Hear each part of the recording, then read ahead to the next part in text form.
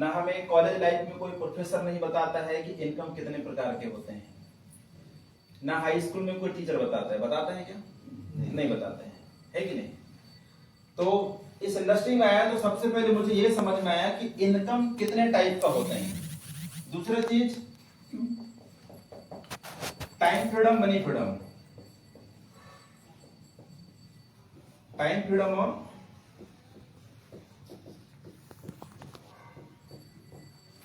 Money freedom, है कि नहीं? ये दो चीज मुझे समझ में आया था।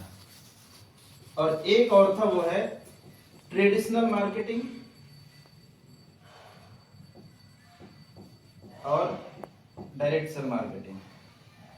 और चौथा था, वो था महंगाई रेशियो। मैं भी ऐसे ही बैठ के समझ रहा था और कुछ तो समझ में नहीं आया था। मैथ्स वाले हैं तो सबसे पहले तो एग्जाम्पल के द्वारा समझा रहे थे तो फट से दिमाग में घुस गया। Time freedom, money freedom. देखिए पैसा सब कमा रहा है, भारत में ऐसा कोई आदमी नहीं है जो पैसा नहीं कमा रहा है। आप यहां से निकल के देखोगे, जो जूता चप्पल लगा के बैठे वो भी पैसा कमा रहा है, जो मोची वो भी पैसा कमा रहा है, जो आलू भट्टे की दुकान लगा के बैठे है वो भी पैसा कमा रहा है, जो कपड़े सिलाई कर रहे हैं वो भी, यानी सब पैसा कमा रहे है कि नहीं? पैसा सब कमा रहे हैं, लेकिन आज उनके पास में क्या नहीं है? टाइम फ्रीडम नहीं है क्या? नहीं। और पैसा कमा तो रहे हैं लेकिन उतना बड़ा पैसा नहीं कमा रहे हैं जिससे कि वो अपने जिंदगी को बेहतर तरीके से जी पाए। सही है कि नहीं? सिर्फ एक एवरेज जिंदगी जी रहे हैं। अब मान लो जैसे आप यदि महीने का 1 लाख, 2 लाख, 3 लाख रुपए कमाते तो आपकी जिंदगी कैसे होती? अनुमान लगा बहुत अच्छी होती कि नहीं होती? हमारे पास अच्छा गाड़ी होता, घर होता, है कि नहीं? यानी जैसे चाहत, जिस तरीके से हमको जिंदगी चाहिए उस तरीके से हम जिंदगी जीते हैं, करेक्ट? लेकिन हम लोग सिर्फ एवरेज लाइफ क्यों जी पाते हैं? क्योंकि हमारे पास में मल्टीपल सोर्स नहीं होता इनकम का। यदि हमको एक काम को पकड़ के रखें, जैसे यदि मेरा कोई आलू भट्टे की दुकान लगा के रखा हूं तो मैं उसी में संतुष्ट हूं। होता है कि नहीं होता है? ये हमारे इंडिया में, हमारे यहां देखता हूं मैं, हमारे इंडिया में। और बहुत लोगों आप देखते होंगे कि 90% लोग सिर्फ अपने घर की जरूरतों को पूरा करते करते पूरी लाइफ बीत जाती है। जिस हालत में जन्म लेते उसी हालत में मर जाते हैं। हो रहा है कि नहीं हो रहा है? चाहते तो हैं लेकिन उनके पास में कोई ऐसा ऑप्शन भी नहीं है। और ऑप्शन बताओ तो उसको नेगेटिव वे में लेते हैं, समझ नहीं पाते हैं, ठीक है नहीं? तो मुझे क्या चीज समझ में आया था? पहला चीज ये income, types of income, income कितने प्रकार के होते हैं ये हमें पता नहीं था। वो डायरेक्ट सेलिंग में आने के बाद पता चलता है कि इनकम कितने प्रकार के होते हैं। दूसरा टाइम फ्रीडम, मनी फ्रीडम, और फिर डायरेक्ट सेल मार्केटिंग और ट्रेडिशनल मार्केटिंग में फर्क, और फिर महंगाई रेशियो। और एक चीज और बताया गया था कि दौर, क्या दौर। हर चीज के 3 दौर होते हैं। कितने दौर होते हैं? शुरुआती, प्रसिद्धि, प्रतियोगिता। जैसे इंसान के भी 3 ही दौर होते हैं, बचपनी, जवानी और बुढ़ापा, करेक्ट? 3 दौर होते हैं। उसी प्रकार हर काम के 3 दौर होते हैं, ठीक है? हर काम के 3 दौर होते हैं। एग्जाम्पल के माध्यम से आपको बताऊंगा। जब हमारे देश में ट्रेन आई थी, क्या आई थी? ट्रेन आई थी, तो ट्रेन को लोग काला भूत कहते थे। क्यों कहते थे? धुआं निकलता था उससे, कोयला से धुआं निकलता था, काला भूत हो जाता था। आप लोगों ने सनी देओल की एक मूवी देखे होंगे, गदर, जहां पे जब हीरोइन को भगा के ले जाता है पाकिस्तान से, है ना? हाँ, वो डालता है तो कोयला डालते हैं हम, है ना? तो वो ट्रेन देखना, वो ट्रेन से धुआं निकलता है। तो पहले जो ट्रेन चलती थी वो इलेक्ट्रिक ट्रेन नहीं थी, कोयले से चलती थी। तो ट्रेन को लोग काला भूत कहते थे। अब हमारे इंडियन लोगों को कुछ अंग्रेजों ने जबरदस्ती बिठा ले वहां पे, और बैठाल के जहां बैठा ले थे वहीं लाके दोबारा उनको वहीं उतार दिए। तब समझ में आया कि यार तो आने और जाने का बहुत अच्छा साधन है, समझ रहे हो? तो शुरुआती दौर में ट्रेन का सबसे पहले विरोध हुआ। क्या हुआ? विरोध। लोग क्या बोलते थे? काला भूत, काला भूत बोलते थे। क्यों बोलते थे काला भूत? काला भूत इसलिए बोलते थे, इसलिए नहीं बोलते थे कि वो कोयले से जलता था, इसलिए बोलते थे क्योंकि लोगों को जानकारी नहीं थी, जानकारी का अभाव था। समझ रहे हो ना? किसका अभाव था? जानकारी का अभाव था। तो शुरुआती दौर में हर काम का विरोध होता है हमारे देश में। 1970 की बात बता रहा हूं मैं। सन 1970 में हमारे देश में कंप्यूटर को लाया जा रहा था, तो हमारे देश के नेताओं लोग क्या बोल दिए कि हमें नहीं चाहिए कंप्यूटर। क्यों नहीं चाहिए? लोगों को क्यों नहीं चाहिए? क्योंकि बोला गया था कि 100 लोगों का काम खाली अकेले कंप्यूटर करेगा। तो हमारे देश की जो नेता थे 1970 की बात बता रहा हूं, आप बुक में भी पढ़ना आप ये बात, है ना? सही है। ये गलत बात नहीं बता रहा हूं मैं, ऐसा सही है। सुना सुनाया बात नहीं बता रहा हूं मैं, नहीं, सही ये रियलिटी बात बता रहा हूं। सन 1960-70 में हमारे देश के नेता बोले कि हमें नहीं चाहिए कंप्यूटर। और पहले के जो कंप्यूटर होता ऐसे कमरा भर होता था, आज तो ये मोबाइल आ गए सब, ये कंप्यूटर ही तो है। एक कमरे के बराबर होता था पहले के कंप्यूटर, है कि नहीं? तो लोग मना कर दिए, हमें नहीं चाहिए। क्यों मना कर दिए? क्योंकि जानकारी नहीं था। आज वही कंप्यूटर आज आप रख के तो बैठे हैं आप लोग, ये क्या है? कंप्यूटर ही तो है। मैं समझा रहा ये चाहता हूं कि शुरुआती दौर में कोई भी काम हो, सबसे पहले उसका क्या होता है? विरोध होता है। क्यों विरोध होता है? क्योंकि काम के बारे में जानकारी नहीं होता है। तो सेम दैट डायरेक्ट सेलिंग अभी कौन से दौर में है? शुरुआती और प्रसिद्धि दौर में। तो क्या लगता है, जब ट्रेन का विरोध हुआ, नौकरी का विरोध हुआ, बिस्लरी बॉटल का विरोध हुआ, है ना, गैस सिलेंडर का विरोध हुआ, सब चीज का तो विरोध हुआ है, तो क्या डायरेक्ट सेलिंग का विरोध नहीं होगा? तो डायरेक्ट सेलिंग का विरोध क्यों हो रहा है? क्योंकि लोगों को जानकारी नहीं थी। सन 2016 से पहले बहुत सारी कंपनी आई जो लोगों के साथ में ठगी करके चली गई, ये भी कारण है। उस समय में पहले शिक्षित भी नहीं थे लोग, है ना, इस वजह से लोगों के साथ में ठगी भी कर दिए कि भैया इतना लगाओ, 2 साल बाद इतना आएगा। तो रियल डायरेक्ट सेलिंग का एजुकेशन लोगों को नहीं है। लोग क्या है, गलत कंपनी ज्वाइन कर लेते हैं और उनको लगता है कि ये तो वही कंपनियां हैं। सही बात है। तो हर चीज का दौर आता है, ये मुझे समझ में आया था कि जब नौकरी का दौर आया, ट्रेन का दौर आया, बिस्लरी बॉटल का दौर आया, तो क्या डायरेक्ट सेलिंग का दौर नहीं आएगा? आएगा। आप नोट करिए। आप ये मुझे दिमाग में क्लिक किया था कि हर चीज का दौर आता है। आज वही ट्रेन, बाथरूम भी नहीं बचते हैं, इतना भीड़ रहता है कि नहीं? जब उसका प्रतियोगिता दौर आया, आज उसका कंपटीशन फेस है, प्रतियोगिता दौर चल रहा है, आज बाथरूम तक नहीं बचते हैं यार, इतना भीड़ रहता है। एक समय था ट्रेन में जबरदस्ती बिठाते थे, नौकरी में जबरदस्ती पकड़ पकड़ के ले जाते थे। मैं एक दिन एक बुजुर्ग लोगों के पास में बैठा था, रांची से मैं रिटर्न हो रहा था, है ना, तो बुजुर्ग लोग मेरे आसपास में बैठे हुए थे। हम लोग बीच रोड में रुक गए थे, तो एक पार्टनर के यहाँ रुक गए हम लोग। तो वो बोलते थे कि बेटा, जब हम उस समय में 5वीं 6वीं 10वीं पढ़े लिखे लोगों को नौकरी बड़ी आसानी से मिलती थी। वो खुद बोलते थे, मैं नहीं बोलता था, खुद शुरुआती दौर में। लेकिन आज उसका कौन सा दौर चल रहा है? आज उसका चल रहा है प्रतियोगिता दौर, इंग्लिश में बोलते हैं कंपटीशन। उसी को तो कंपटीशन एग्जामिनेशन बोला जाता है। जब तक आप, इनका दौर आया तो डायरेक्ट सेलिंग का भी दौर आएगा। डायरेक्ट सेलिंग का भी दौर आएगा। जिस दिन लोगों को इसका रियल जानकारी पता हो जाएगा। और होता क्या है, हमारे देश में एक दूसरे को देख करके लोग काम करते हैं। अब जैसे आप लोग यदि यूटेक में सक्सेस हो गए, है ना, नींद आ रही, अभी बहुत लोगों को नींद आएगी क्योंकि एजुकेशन की बात चल रही है। टाइट बैठ जाओ, है ना। तो क्या होता है, जैसे मान लो आप अपने एरिया में कामयाब हो गए। अब जैसे हमारे बीच में डायमंड सर कामयाब हो गए, तो देखिए हमारे लिए बहुत इंस्पायर है कि नहीं हो? है ना। तो धीरे धीरे क्या होगा कि सब क्षेत्र में लोग धीरे धीरे कामयाब हो रहे हैं। अब तो वो उसको देखेगा, वो उसको देखेगा कि यार वो बंदा क्या काम करता है, देखिए घर है, गाड़ी है, सब कुछ है। तो धीरे धीरे फिर लोग इसको ऑटोमेटिकली समझे। अभी क्या है, रिजल्ट कम है, सक्सेस लोग कम है कि नहीं? है, लेकिन चुनिंदा लोग हैं डायरेक्ट सेलिंग में। और जिस दिन भीड़ लग जाएगा तो फिर देखिएगा फिर लोग ऑटोमेटिकली फिर बोलेंगे कि नहीं, हमको डायरेक्ट सेलिंग करना है कि नहीं? आज जॉब में क्या बहुत सारे एग्जांपल है कि नहीं? तो ज्यादातर लोग उसको उदाहरण देते हैं कि देखो फलाना का बेटा वो कर रहा है, वो कर रहा है, आप क्यों नहीं कर रहे हो? सही है कि नहीं? ठीक है।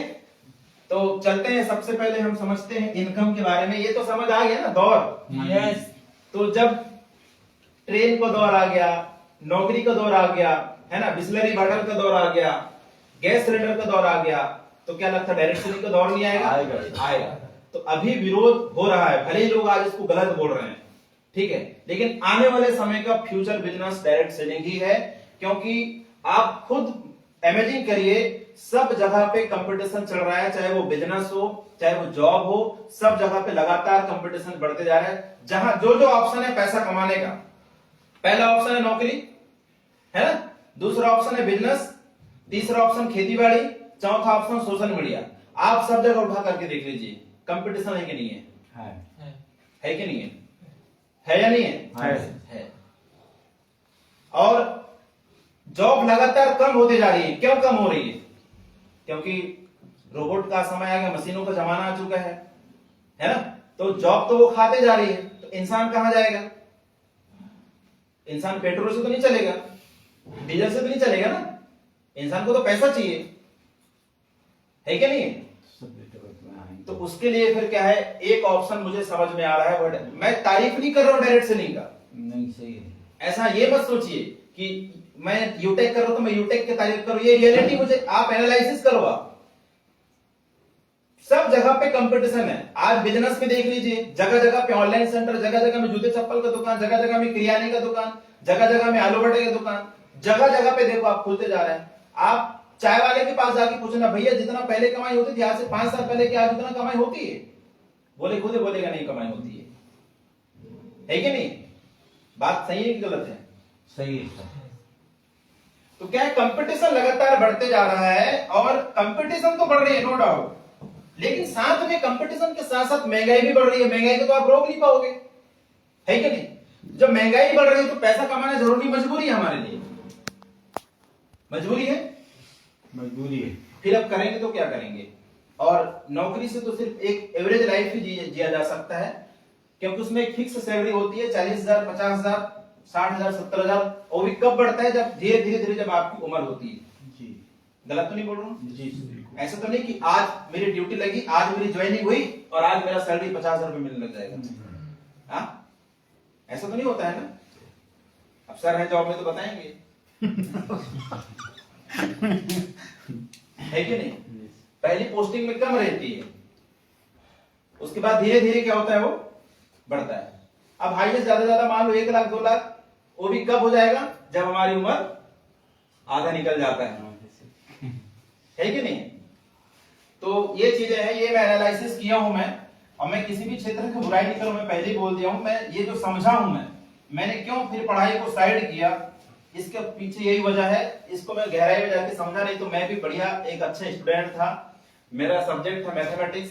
आज भी सर मेरे को त्रिकोणमिति से जो पूछना है, मैं खड़े खड़े यहीं से खड़े खड़े मैं आपको जवाब दे दूंगा। एक एक सूत्र पता है मेरे को त्रिकोणमिति के, द्विघात बहुपद, रैखिक समीकरण, एकदम पूरा भिन्न भिन्न पढ़ा देता हूं सर। मैथ्स में इतना टैलेंटेड था मैं। और लेकिन ये जब डायरेक्ट सेलिंग एजुकेशन मिला ना, तो पढ़ाई का नाम फिर ये सब साइड कर दिया मैं।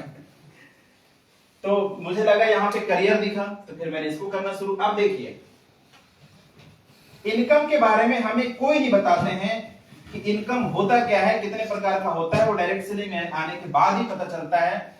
ना कोई प्रोफेसर बताया हमें, ना कोई टीचर ने बताया। अब मुख्यतः इनकम देखिए, पहले होता है एक लीनियर इनकम,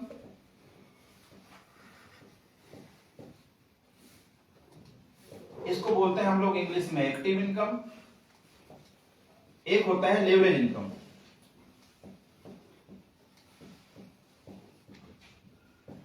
इसको बोलते हैं हम लोग पैसिव इनकम, है ना। और एक होता है रॉयल्टी इनकम। आज भी आप बाहर में पढ़ने वाले स्टूडेंटों को ये पूछ लोगे ना, नहीं बता पाएंगे। मैं रोज मेरे साथ मिलते रहते हैं, ऑफिस में आते हैं, कोई ना कोई मिलवाने लाता रहता है ना। तो मैं पूछता हूं, भाई ये इनकम कितने टाइप का होता है? तो नहीं बता पाते हैं, समझ रहे हो? नींद आ जाएगी। इनकम कितने टाइप का होता है तो नहीं बता पाते हैं। आप किसी भी पढ़ने वालों से पूछ लेना, आप समझ रहे हो? क्योंकि हमें वहां पे बताई नहीं जाती है, तो कहां से वो बता पाएंगे? सही है कि नहीं है? सही सर। अब कितने लोगों को पता है लीनियर इनकम किसे कहते हैं, लेवरेज इनकम किसे कहते हैं, रॉयल्टी इनकम किसे कहते हैं?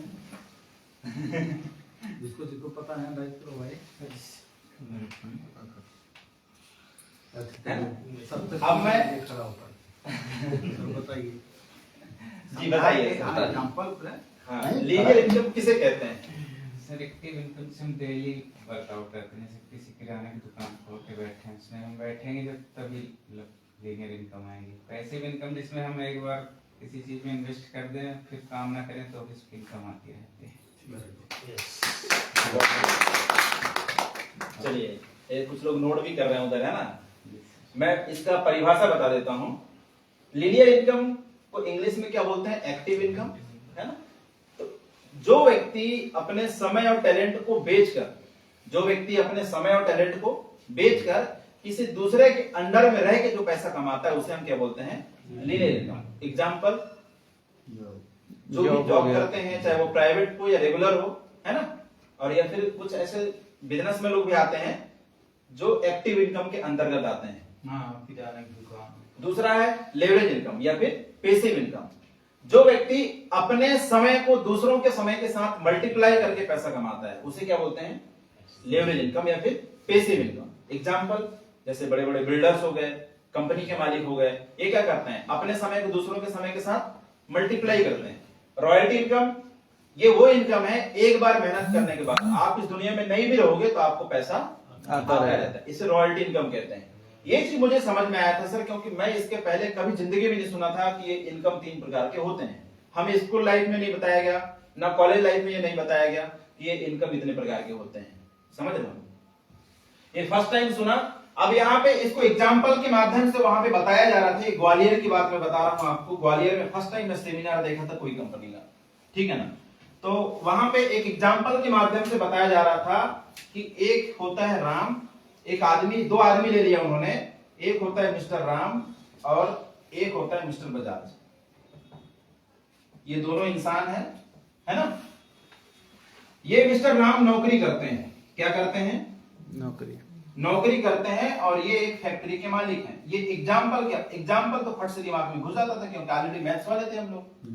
ये फैक्ट्री का क्या है? मालिक है। अब इस एग्जाम्पल के माध्यम से आप समझिएगा,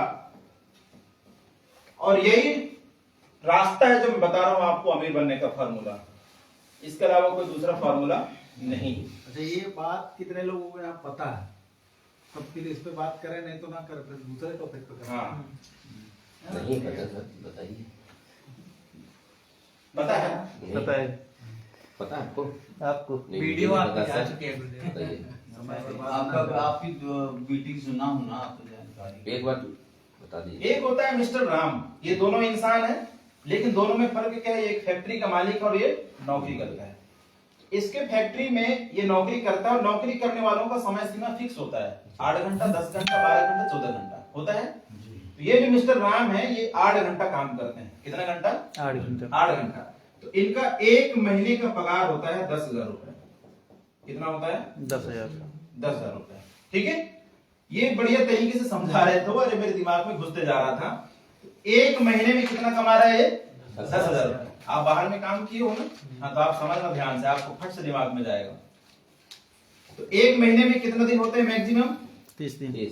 30 दिन होते हैं। 30 दिन में 4 रविवार होते हैं। तो 30 दिन में 4 रविवार निकाल दिया अपन ने, 26 दिन, है ना?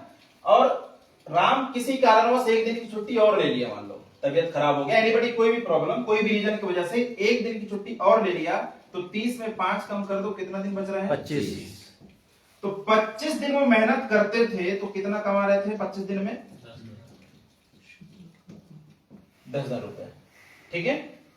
तो 25 दिन में 10,000 रुपए, तो हम एक दिन का भी इनकम निकाल सकते हैं। 10,000 भागित 25 कर दीजिए। 25 से कम 25, 25 चौके 100 और ये बचा 2 जीरो। तो एक दिन में वो कितना कमा रहे हैं? यही होता है। एक दिन में कितना घंटा काम कर रहे हैं? 8 घंटा। 8 घंटा 9 घंटे के, यही तो होता है ना 400-500 रुपए। अब आप बाहर में काम किए, आपको पता होगा आपको कितना मिलता था एक दिन में? ये सर 400-600 रुपया। बस हो गया। अब उसके आप टाइम भी देते रहोगे, 8 घंटा, 10 घंटा, 12 घंटा, है कि नहीं? तो एक दिन में कितना कमा रहे हैं राम? चार 400 रुपए।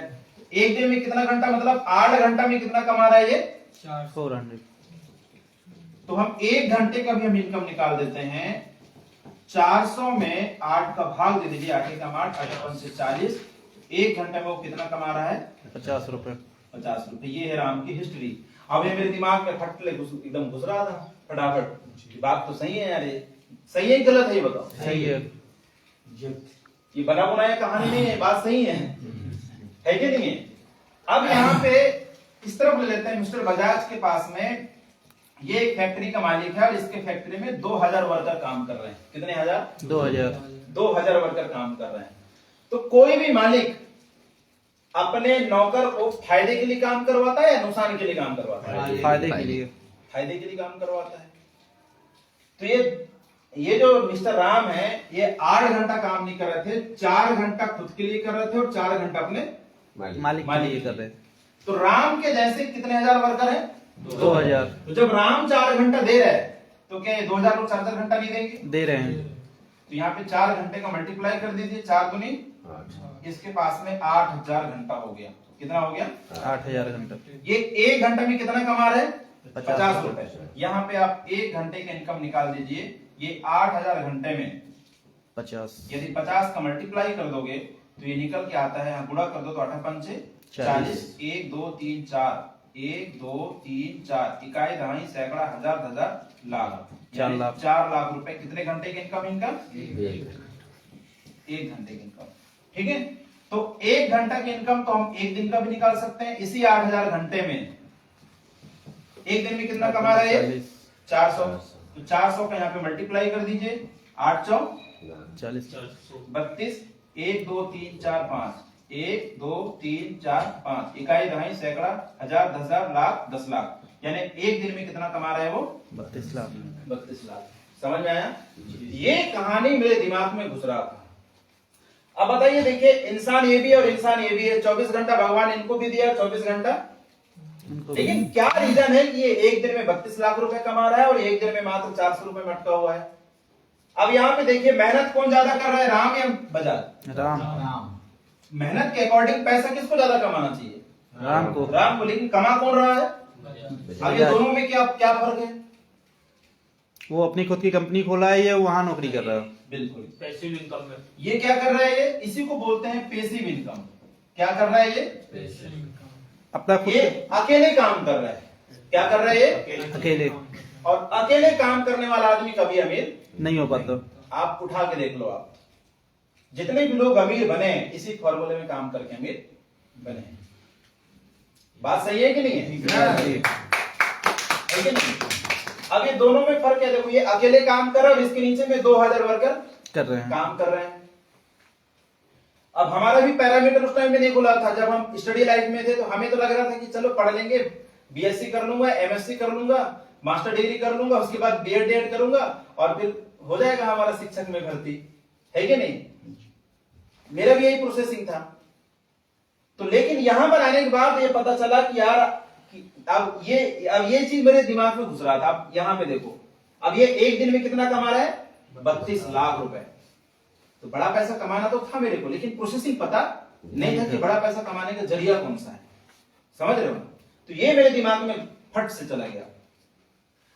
अब बात आती है कि यदि फिर हमसे वहां पे सवाल की कि आपको राम की तरह पैसा कमाना है या बजाज की तरह, तो मैंने कहा बजाज की तरह।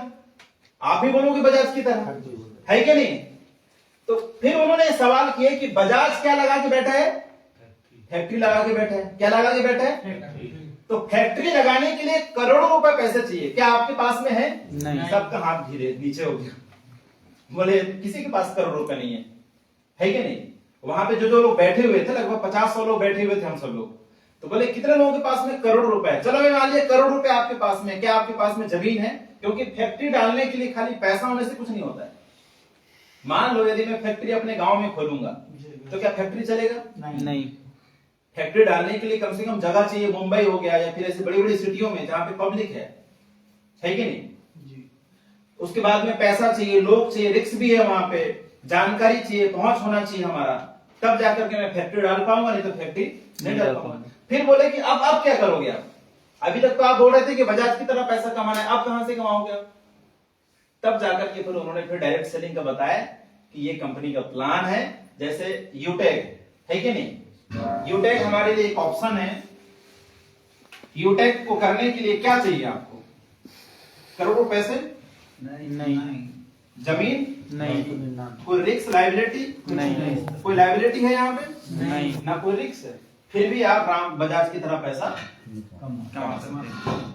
यदि इसको बढ़िया से कॉपी पेन में किसी को डिफाइंड कर दिए ना, तो आदमी का दिमाग का ढक्कन खुल जाता है सर, समझ रहे हो? बहुत रियली मैं बताऊं, यदि आप किसी भी स्टूडेंट या कोई भी हो, क्योंकि लोगों को ये बात पता ही नहीं है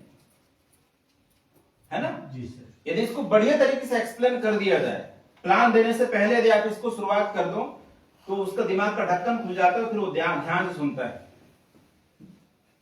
तब जाकर के हम उसको ध्यान से सुने। अब ये चीजें हैं, आप देखिए, यही वो ऑप्शन है जिसको अमीर बनने का फॉर्मूला। जब तक आप टाइम का मल्टीप्लाई नहीं करोगे, हम अमीर नहीं बन सकते। लोग हमारे नीचे काम करना चाहिए, जितना ज्यादा लोग काम करेंगे। आज जितने भी अमीर लोग हैं, सबके नीचे में टीम है, किसी भी क्षेत्र में देख लो।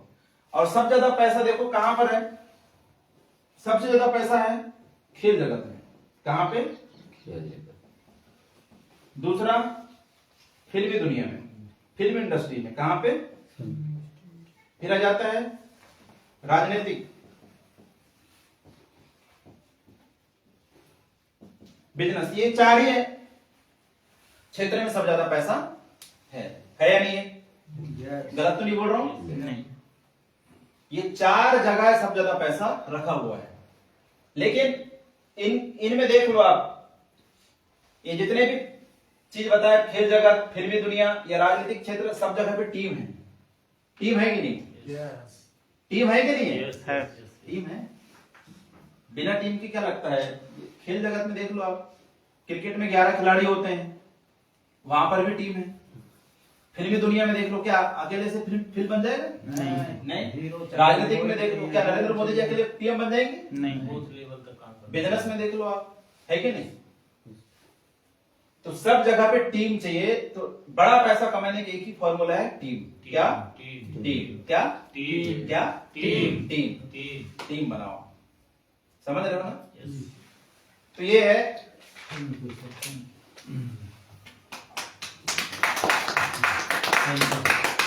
ये तो शायद आप लोगों ने पहले से सुने होंगे, है ना? अच्छा, ट्रेडिशनल मार्केटिंग और डायरेक्ट सेलिंग मार्केटिंग में कितने लोगों को फर्क पता है?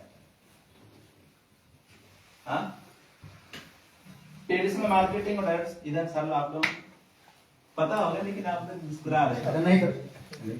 नहीं, उस गहराई से अपन को नहीं है जिस गहराई से। देखिए, एक होता है परंपरागत बाजार। क्या होता है? परंपरागत जो बाहर में चल रहे हैं, है ना, उसे कहते हैं परंपरागत बाजार, जो पीढ़ियों से चलते आ रहा है। एक होता है डायरेक्ट सेलिंग मार्केटिंग। अभी दोनों में डिफरेंट बताया गया कि ट्रेडिशनल मार्केटिंग और डायरेक्ट सेलिंग मार्केटिंग में क्या फर्क होता है। ठीक है, जैसे हम कोई भी सामान खरीदते हैं तो सबसे पहले कहां जाते हैं खरीदने के लिए? दुकान पे। दुकान में जाते हैं, है कि नहीं? दुकान में जाते हैं। अब दुकान से हमने साबुन, मान लो साबुन की ले लेता हूं मैं, है ना, कितने में खरीदे? मान लो 10 रुपए में। कितने में खरीदे? 10 रुपए में। क्या वो साबुन दुकान में बनता होगा? नहीं नहीं बनता होगा। कहीं कंपनी में बनता होगा। हमने खरीदे कितने में? 10 रुपए में। क्या वो फैक्ट्री में 10 रुपए में बनता होगा? नहीं 1 रुपए में। 1 रुपए, 2 रुपए, 3 रुपए। अब देखिए होता क्या है, जैसे मान लेते हैं ये कंपनी है। सब लोग अलग अलग तरीके से समझे होंगे, लेकिन मैं जो समझा हूं मैं बता रहा हूं। ये क्या है? कंपनी। कंपनी में बना वो साबुन कितने में? 3 रुपए। कितने बना? 3 रुपए। अब जैसे कंपनी कहां पर है? मुंबई में। कहां पर? दुकान रीवा में। तो क्या कंपनी से सीधा रीवा में सामान आ जाएगा? नहीं सबसे पहले कंपनी वाला क्या करता है? वो पकड़ता है स्टेट डिस्ट्रीब्यूटर को, यानी राज्य में एक डिस्ट्रीब्यूटर बनाता है। एडवर्टाइज करता है। हाँ पहले एडवर्टाइज। हाँ, रुको बता रहा है, वो सब बताता हूं मैं ना। राज्य में कंपनी कहां भेजती है? राज्य। राज्य के बाद राज्य वाला पकड़ता है डिस्ट्रिक्ट डिस्ट्रीब्यूटर, जिला। जिला में। फिर वो कहां आता है? जिला जिला के बाद आता है तहसील, है ना, फिर गांव, होलसेलर, फिर दुकानदार और फिर कस्टमर। यही होता है। अब ध्यान दीजिए, इधर होता है सेल्समैन। कौन होता है? सेल्समैन। और इधर होता है ऐड करने वाले, एडवर्टाइजमेंट। ठीक है। अब देखिए, 3 रुपए से राज्य में आया तो कितना बढ़ गया? 1 रुपए बढ़ा पूरा। 3 से कितना हो गया? 4, 4 से 5, 5 से 6, 6 से और 8। 1 रुपए इसको चला गया और 1 रुपया हो गया 10 रुपया। एडवर्टाइजमेंट करने वाले को चला गया, एक इधर सेल्समैन को चला गया, है कि नहीं? अब हम खरीदते कितने में? 10 रुपए। 10 रुपए में। समझ में आ रहा है? ये चीज मुझे बताया गया था और ये हमें पता नहीं था, और ये बात बिल्कुल सत्य बात है, गलत तो नहीं है। बिल्कुल सही। कंपनी से राज्य में आया तो 1 रुपए बढ़ जाता है, जिला में आया तो फिर 1 रुपए बढ़ गया, तहसील में आया तो फिर 1 रुपए बढ़ गया, होलसेलर के पास आया तो 1 रुपए बढ़ गया, और दुकानदार के पास आया तो 1 रुपए बढ़ गया। इधर फिर एडवर्टाइजमेंट वाला और इधर सेल्समैन होता है। ये टोटल मिला के कितना हो गया? 10 रुपए। अब हम सोचिए, पसीना कौन बहा रहा है? बेचने वाला, लेने कहाँ वाला, बेचने वाला? खून पसीना बहा के पैसा कौन कमाता लेने है? वाला, ग्राहक, है कि नहीं? और इनके वजह से पैसा कौन कमाते हैं? जी। बिचौलिया लोग, जिनको हम ना तो जानते हैं ना पहचानते हैं। करेक्ट। एडवर्टाइजमेंट करने वाला कोई हमारे रिलेशन में कोई लगता है क्या? नहीं लगता। फिर भी हमारे वजह से वो पैसा कमा रहे हैं कि नहीं कमा रहे? बिल्कुल। और एक होता है डायरेक्ट मार्केटिंग, जिसमें क्या होता है, जैसे ये कंपनी है, और डायरेक्ट मार्केटिंग में क्या होता है, कंपनी से सीधा डिस्ट्रीब्यूटर यानी कस्टमर के पास हो जाता है कि नहीं?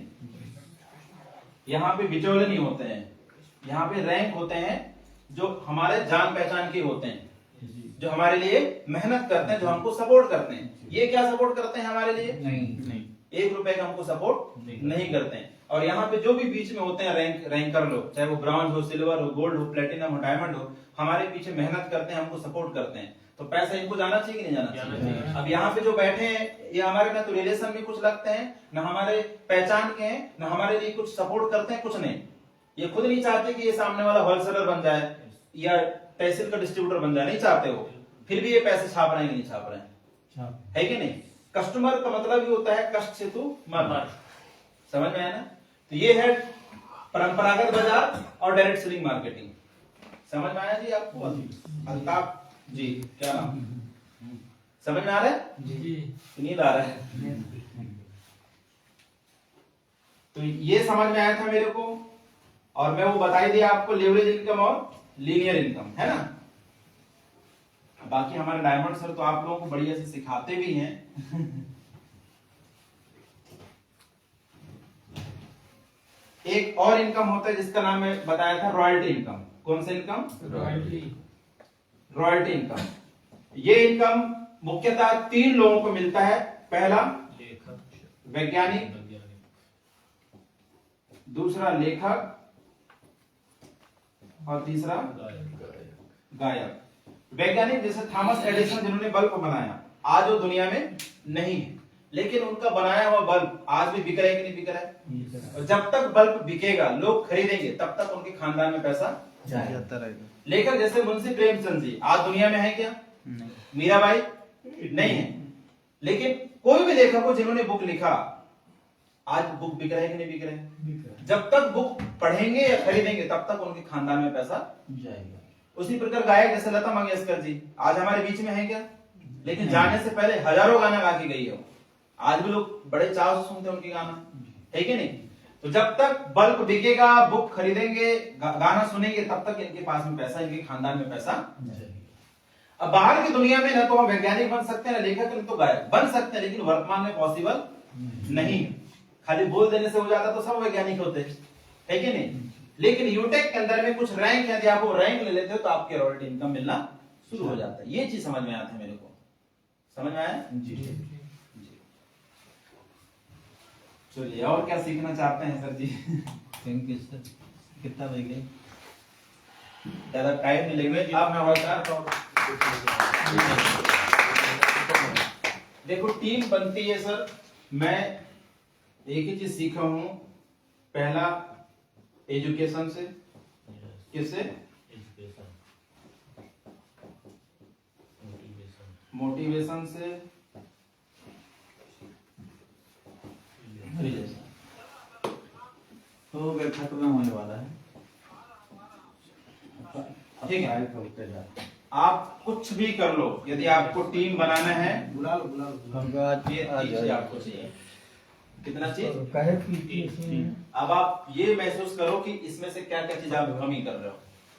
नीचे वाला क्या है सर? रिलेशन।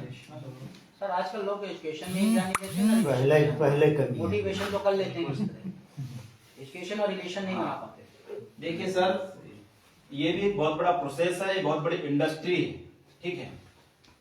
अब हम लोग यहाँ पर आकर के सबसे पहले तो प्रॉपर वे में हम लोग इसको करते नहीं है, डायरेक्ट सेलिंग को, है ना। सबसे पहले प्राथमिकता अपने फैमिली को देते हैं, जब जो पुराना काम कर रहे हैं उसको देते हैं, उसके बाद जो बचा हुआ टाइम है उसको इसमें देते हैं, है कि नहीं।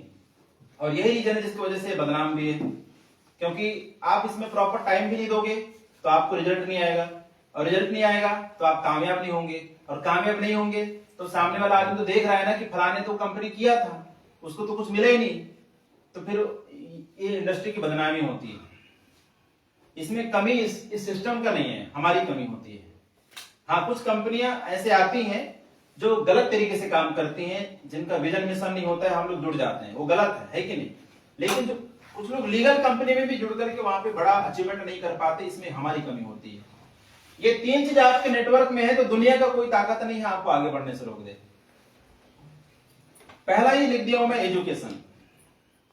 हम लोग डायरेक्ट सेलिंग सीख करके पैदा नहीं हुए हैं क्या? नहीं हुए। मान लीजिए कि आपने 2-4 कंपनी की है तो आपको थोड़ा बहुत नॉलेज है, आपके पास स्किल आ गया, क्योंकि यहाँ पे देखिए सबसे पहले चीज स्किल, बात करने की कला आना चाहिए यहाँ पे। और वो कब आएगा? या तो फिर आप 2-4 कंपनी में करके भुगत जाओ, तब आएगा आपके पास में, है कि नहीं, या फिर एजुकेशन। तो फ्रेशर लोग हमारे साथ में बहुत लोग मिलते हैं। अब देखिए होता क्या है, लोग सिर्फ 2 रीजन से बर्बाद होते हैं। पहला, जानकारी का अभाव, और दूसरा है लापरवाही। क्या? अब यहां पे ध्यान दीजिए, गलती किससे होती है? इंसान से होती है। लेकिन इंसान गलती कब करता है? अब मान लीजिए कि मुझे मालूम होते हुए भी, अब यदि मुझे मालूम नहीं है, जैसे मान लो बच्चा है, बच्चे को उदाहरण देता हूं, छोटे से बच्चे को यदि आप रस्सी की जगह सांप को दोगे तो बच्चा पकड़ेगा नहीं पकड़ेगा? क्यों? क्योंकि उसको पता नहीं है। उसको पता नहीं है। तो गलती वो आदमी करता है जिसको जानकारी नहीं होता है। आपको मालूम है कि जिस रास्ते से मैं जा रहा हूं उस रास्ते में उबड़ खाबड़ है या गड्ढा है, क्या आप उस रास्ते से जाओगे? नहीं। क्यों जाओगे? क्योंकि आपको मालूम है कि नहीं। तो गलती वो आदमी करता है जिसको जानकारी नहीं होता है, और जानबूझ की गलती करता है उसे क्या बोलते हैं? स्वयं की लापरवाही बोलते हैं। जैसे मुझे मालूम है यदि मैं यहाँ पे उंगली अड़ाऊंगा तो मेरा उंगली तो कट नहीं करना है, तय है, फिर भी मैं जानबूझ के अड़ा रहा हूं, तो ये स्वयं की लापरवाही। ये 2 रीजन होते हैं जिसकी वजह से लोग फेल होते हैं, स्वयं की लापरवाही, है ना।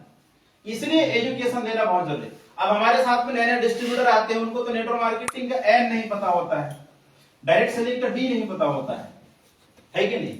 तो हम खाली सिर्फ लोगों को जोड़ने में फोकस करते हैं, इसी वजह से हम लोग बर्बाद हो जाते हैं। तो लोगों को जोड़ना नहीं है, आप उनके यदि ज्वाइन कराए तो आप ये चेक करिए कि प्रॉपर उनको जानकारी मिल रही है कि नहीं मिल रही है।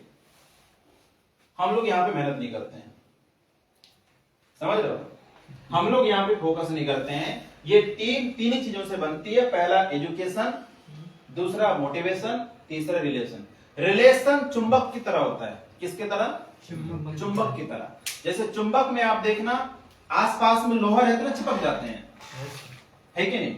या दूसरे शब्दों में कहूं, जैसे गुड़ और मक्खी देखना, गुड़ जहां पे रहेगा मक्खी तुरंत वहां पे पहुंचेगी नहीं पहुंचेगी? पहुंचेगी। तो रिलेशन भी उसी प्रकार का होता है। यदि आपका रिलेशनशिप आपके पार्टनर के साथ में अच्छा है, यदि उसका बिजनेस नहीं भी चलेगा तो आपके साथ में चिपका रहेगा। दूसरा है मोटिवेशन। आपको उनकी घर की परिस्थिति पता होना चाहिए कि वो किस घर से बिलोंग करते हैं, तब जाकर के आप उसको मोटिवेट कर सकते हो, उसको सपने बनवा सकते हो, है कि नहीं। ये 3 चीज आपके नेटवर्क में है, चाहे वो मेरा टीम हो या आपका टीम हो, किसी भी, यदि आपके टीम में तीनों चीज है तो आपका टीम एकदम तेजी से चलेगा। लेकिन सबसे बड़ी कमी क्या होती है कि यहां पे आकर के लोग, सबसे मेन चीज यहीं पे लोग इस पे फोकस नहीं करते हैं। किस पे? एजुकेशन पे। समझ रहे हो? यही रीजन है कि लोग डायरेक्ट सेलिंग को नहीं समझ पाते हैं, लोग शॉर्टकट फार्मूला अपनाने लगते हैं। और जब एजुकेशन आ जाएगा उसके पास में, मोटिवेशन किसकी वजह से? यदि मुझे डायरेक्ट सेलिंग का प्रॉपर नॉलेज नहीं मिलता तो क्या मैं डायरेक्ट सेलिंग करता? नहीं करता सर जी। पढ़ाई करता मैं। हमारे